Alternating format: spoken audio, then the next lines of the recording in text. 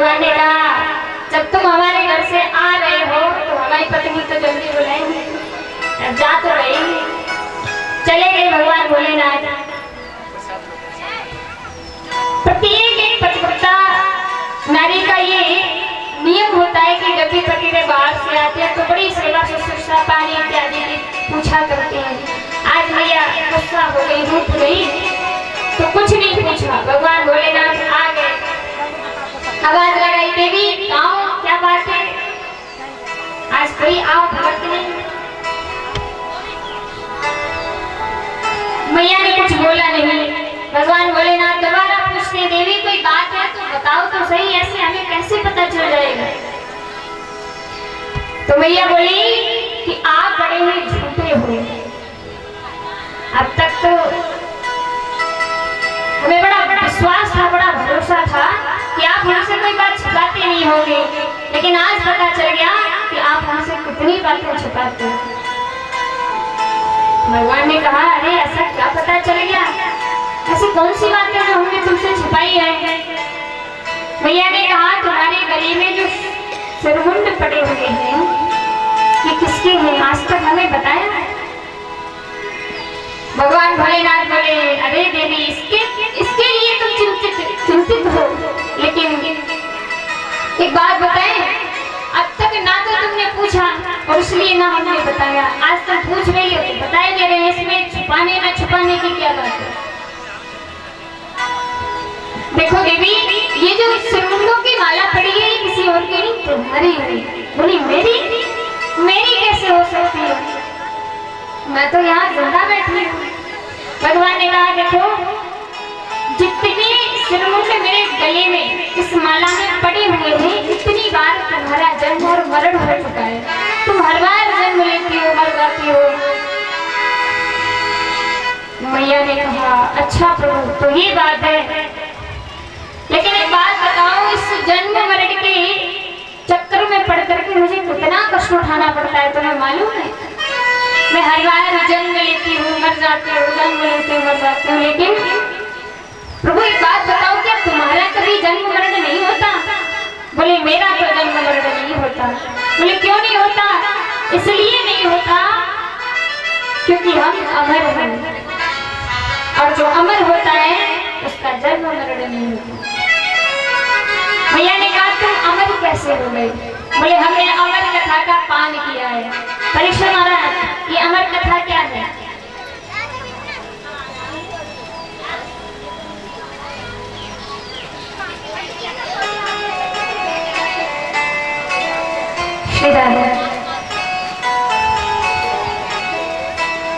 मैया ने पूछा प्रभु ये अमर कथा क्या है। तो भगवान ने बताया ये जो अमर कथा है ना वो भगवान की ही कथा है और जो भी इसे सच्चे शुद्ध भाव से सुनता है वो अमर हो जाता है। मैया ने फिर तो हट पकड़ गई और कहने लगी प्रभु अब तो मैं भी अमर होना चाहती हूँ, मैं भी इस जन्म मरण के बंधन में पड़ना नहीं चाहती, इसलिए आप हमें अमर कथा सुनाइए। भगवान ने मना किया कि देवी देखो संसार में जो आया है उसे तो एक न एक दिन जाना है, तुम क्यों हट कर रही हो। लेकिन अगर नहीं मानती तो ठीक है हम तुम्हें कथा सुना देंगे, लेकिन ध्यान से सुनना, ऐसा ना हो कि हम कथा सुनाएं और तुम बीच में खर्राटे लगने लग जाओ या सो जाओ, ऐसा नहीं करना। भगवान भोलेनाथ सुंदर भगवान की अमृतमयी अमर कथा सुनाने के लिए तैयार हुए, अपने आसन पर विराजमान हुए। तभी माता से कहा हे देवी बाहर जाओ और जाके ये देख कर आओ कहीं कोई भी जीव छिप करके बैठा तो नहीं है। मैं चाहता हूँ कि ये जो कथा है इस कथा को कोई अनधिकारी न सुने, जो इसका अधिकारी नहीं है उसको ये कथा न मिले। महाराज कोई दुष्ट व्यक्ति अगर अमर कथा का पान कर ले और वो अमर हो जाए तो क्या होगा। वो दुनिया में संसार का तहस नहीं करेगा, दुनिया में पाखंड को बढ़ा देगा, पाप को बढ़ा देगा। मैया ने कहा अच्छा प्रभु मैं बाहर जाती हूँ और जाके देख आती हूँ। मैया गई बाहर जाके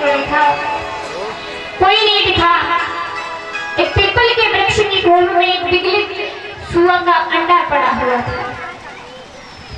भैया ने सोचा कि ये क्या कथा सुनेगा, और भगवान से कह दिया कि प्रभु बाहर कोई नहीं है, आप हमें कथा सुनाइए। और भगवान उसे समय कथा सुनाने के लिए सुंदर आसन पर विराजमान हो जाते हैं।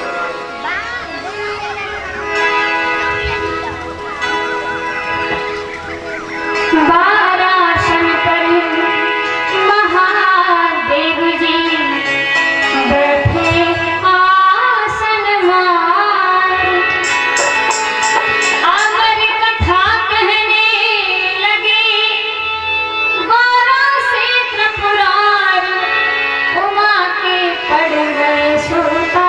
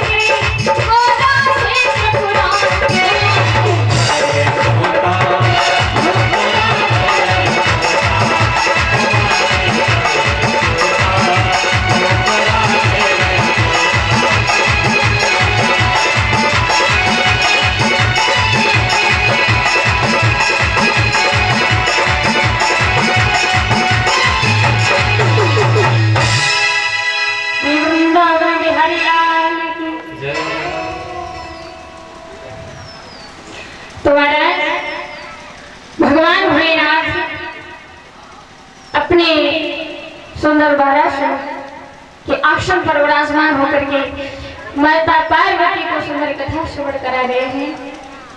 मैया से पहले ही कह दिया था कि आप सो मत जाना। अच्छा, हमें पता कैसे चलेगा कि तुम सो रहे हो कि जाग रहे हो? उसके लिए बीच बीच में हुंकरा देते रहे, और मैया वैसा ही कर रही है जैसा कहा था। भोलेनाथ कथा सुना रहे थे, मैया हुंकरा देती जा रही हैं। तब तक तो पता चलता रहा कि हाँ मैया कथा सुन रही है।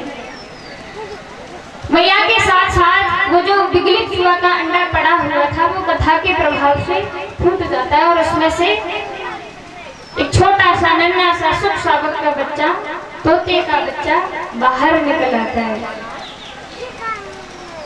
आपने कल सुना कि कथा का महत्व क्या है। कथा सुनने से व्यक्ति पर प्रभाव क्या पड़ता है।